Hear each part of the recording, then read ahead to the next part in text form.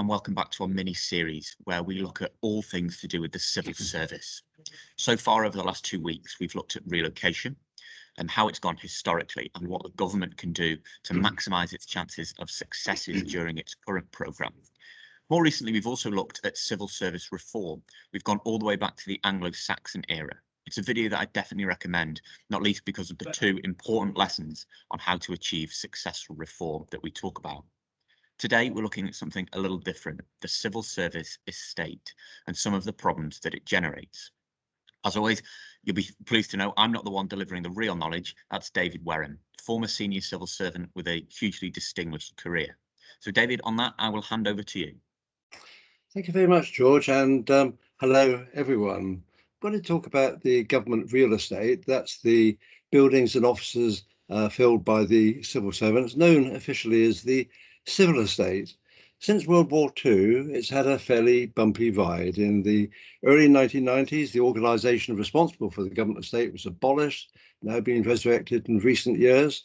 What I'd like to do is to look at the problems in the 80s and 90s and whether those problems have been overcome in the recent developments and whether any improvements need to be made. Like all British institutions, the government estate goes back a long time. We can go back to 1378 when the Royal Estates was created, and that lasted about 500 years, responsible for castles. And they used to issue commendably short reports, such as in 1697 when Athol Castle was struck by ball lightning. It was destroyed, and the Royal Estates reported that many killed, but none of note. So that's pithy, I would have thought. In the mid-19th century, the was renamed the Office of Works, and that operated fairly successfully until 1940, when it was renamed the Ministry of Works, with much widened responsibilities for the creation of new factories to meet the war effort, etc.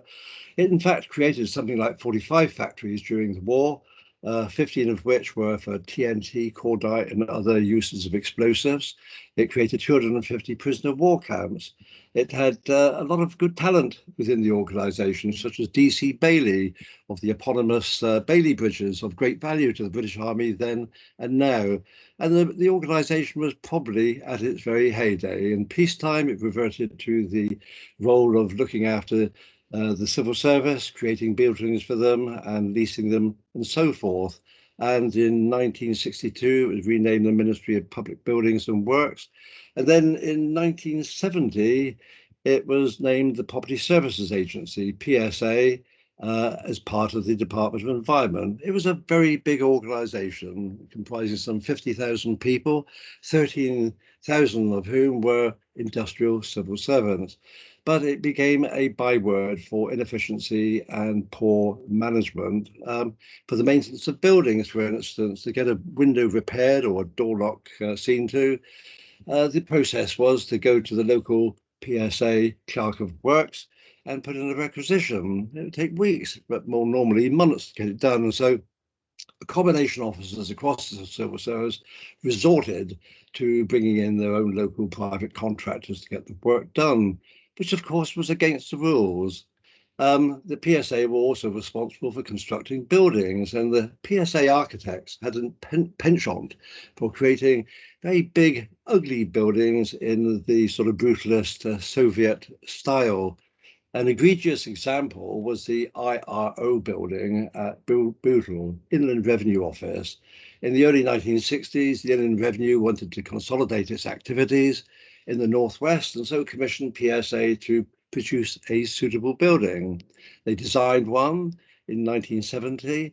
They started to build this huge building, 19 stories, 500,000 square feet, bespoke to the Inland Revenue needs. It was finished in 1981 because it was beset by Britain's longest running electrical trade union dispute. But by 1981, of course, the Inland Revenue end users were long gone. They'd gone elsewhere. So the PSA looked to other departments to fill the building, and nobody was interested. I looked at it myself because I had a requirement in the Northwest, and it was a huge cavernous building, but it was bespoke to the Inland Revenue needs and therefore very difficult to adapt for other purposes. In the end, the Inland Revenue were forced to occupy the building themselves. They put in 2,000 staff, over half of whom quickly succumbed to sick office syndrome. And they were away for very long periods, became known as the sick office of Britain.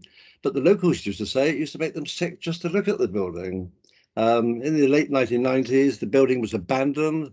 And in December 2001, to the delight and glee of the onlooking Merseysiders, the building was demolished in spectacular fashion. But think of the waste. 40 years of taxpayers' expense and no benefit to it, tens of millions of pounds involved. I can give an example from my own experience. I needed to relocate some staff and I needed half a dozen buildings to put them in. On the PSA portfolio, they provided some on a small campus. They needed to be refurbished to my requirements. So we set out our requirements in a specification, sent them to PSA, and in a little while, a member of the team reported that things didn't seem to be going well, that it didn't seem to be looking as if it was meeting our requirements. So had a meeting with the PSA regional director. We got out the plans, we looked at them, and hey presto, they'd been working to the wrong plans through a previous end user that didn't materialize. So I said, what's to do? The regional director said, well, he said, we can't stop the contract. He said, we'll lead to huge compensation claims and delays. He said, let the contract run and we'll start all over again. Well, that was fine, but it put pressure on my timescale for the requirement, but it also doubled the price. So it was no surprise that the National Audit Office got hold of this, and it wasn't long before we were arraigned before the Public Accounts Committee and had our knuckles well and truly wrapped. But it was bizarre, it was grotesque, it wasn't our fault. It was our money. The PSA were responsible, but they weren't at the PAC, we were. So this was an example of things that were going on, the mismanagement at the time. And in the mid-80s, more seriously, there were signs of corruption within PSA, and a chief executive had to leave the organization and a new one was put in. But the government at the time was looking for privatization. They thought PSA would be right for it, along with the executive agencies and what was going on at that period. But the PSA said, oh, that wouldn't be a good idea. The civil service would be ripped off. They wouldn't know what to do when exposed to the private sector. So the government said, let us see the evidence. What are the examples? It so happened that I had a requirement to refurbish a very large building in West London at the time. It was a building on the government estate, on the PSA estate. It was an old building, a Victorian one. It was a previous furrier's building. So it wasn't exactly suitable as an office, but it could be adapted. It needed a lot of repair work. I put out a specification, sent it to PSA. They said they didn't have the resources to do it done. And the timescale I gave, 18 months, was impossible. It had to be 18 months because I had staff coming out of other buildings where leases were expiring and couldn't be renewed. So we had a meeting with the PSA chief executive, and he said, well, he said, you do the building yourself, get private contractors to do it. And he said, then you can do a report and we can review it with the government and see what progress you made with it.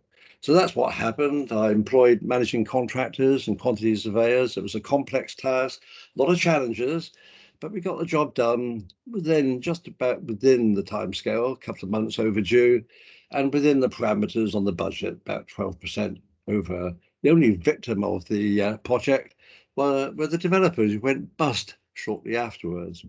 I produced a report on the project and delivered it in a 2-hour session at the Queen Elizabeth II Conference Centre in Westminster to an interdepartmental civil service departments. And the Ministry of Justice had done a project within their sphere as well. And in the light of those two projects, it was decided to abolish the PSA. Its facilities management, which was very large, the biggest part of it was privatized, went to companies like Molam, and responsibility for the estate was transferred back to government departments. But the Treasury and the Cabinet Office were never going to be very happy about relinquishing financial aspects back to the departments. So they put in place an advisory body called Property Advisors to the Civil Estate. This was in the early 1990s. PACE, it was called. And it was replaced a little while afterwards by another organisation called Office of Government Commerce, OGC. And slowly but surely, the powers sent to the departments were being retrieved.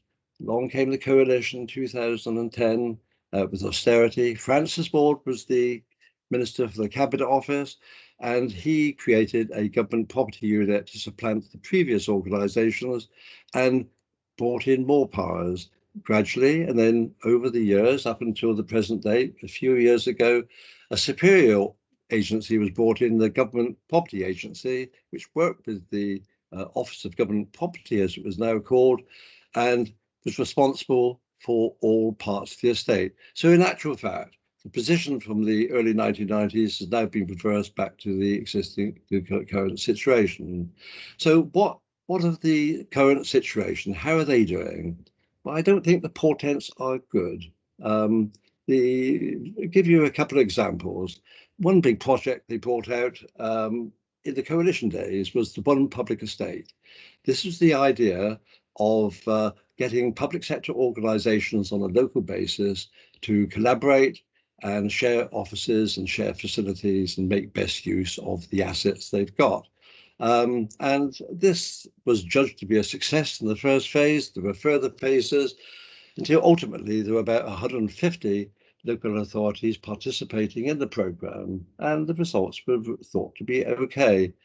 My conclusion is that the results were meagre. I don't think they were all that they were made up to be. They were fairly local, fairly small schemes.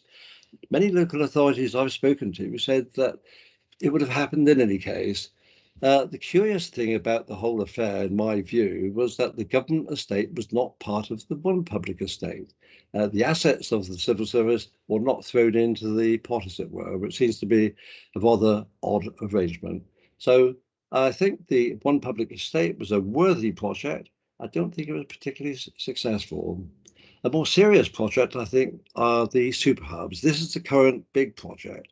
The idea of creating 16 super hubs based in the regional cities in England and in the capitals of the devolved nations. And this was instigated by the HMRC in about 2017 when they were coming out of a Mapley outsourcing contract. They'd outsourced for the last 20 years all their estate to Mapley, some 650 properties UK wide. It was a fairly expensive project. They were keen to get out of it and manage their own affairs. They produced a report called Building Our Future, which said that it would be better for all HMRC activities to be consolidated on a regional hub basis. So Government Property Agency has now come along. They've taken charge of the project and are producing these super hubs at these regional locations and in the nations. The problem with the HMRC consolidation plan is not about relocation from Whitehall, it's about consolidation on a local basis. So they're actually moving post from deprived areas to the more wealthy parts of the region.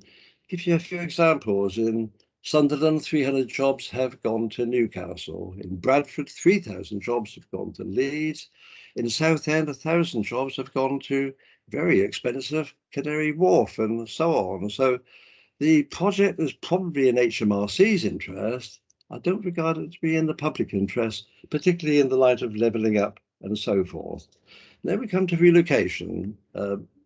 Theresa May, 2018, announced that they would be relocating 22,000 posts. And no doubt GPA thought the super hubs would be a suitable location for these posts to go. But the current government under Boris Johnson seems to have other ideas. Michael Gove, in his Ditchley speech last year, said that he wanted this relocation to go to the towns and cities, not to the regional centres. And in fact, this is what's happening at the moment. Relocations have started and they're going to Darlington, Wolverhampton, Stoke, and York. So what is the consequence of this? The consequence is that we're having some super hubs on very long leases, 25 years plus. They're expensive, they're grade A, top of the range offices, and the commitment is there. but are those offices going to be filled? And particularly against the background of COVID, when although offices are going to be required in the coming period, quite obviously for training, induction, and so forth, but the numbers will be much reduced. How much will they be reduced by? 25%? 50%? The civil service is only doing 2 days a month at the moment, saying they're going to increase to 8 days a month at the end of the year. So it seems to me that those hubs are going to be pretty empty. And also, the commitment is long term. What about artificial intelligence? That's going to come in the next 10 years. That'll have another impact. So I would say that the super hubs represent two words: white elephants. So, what is this a good idea? I think really that the civil service estate addressed it uneasily within government. It's been the Cinderella of the service. The civil service don't really like to deal with the estate very much, and it has been handled by, frankly, people who are not as professional as all that. It is not their lifeblood, as it were. I think it should be handled by the organisation which actually knows about real estate, and that organisation is local government. I think offices and buildings from the civil service should be transferred to local authorities up and down the country. I would go further. I think that the local government should deal with all public sector property, all the offices, that is, of the NHS, the 3 emergency services, etc. Specialist needs of the civil service should be dealt with by the departments. The Ministry of Defence should, of course, deal with airfields and army installations. The Department of Health, of course, should deal with the port and down laboratories, and that would extend to the rest of the civil service. But the offices should go, I think, go to local government. Einstein, said the definition of insanity was doing the same thing all the time and expecting different results.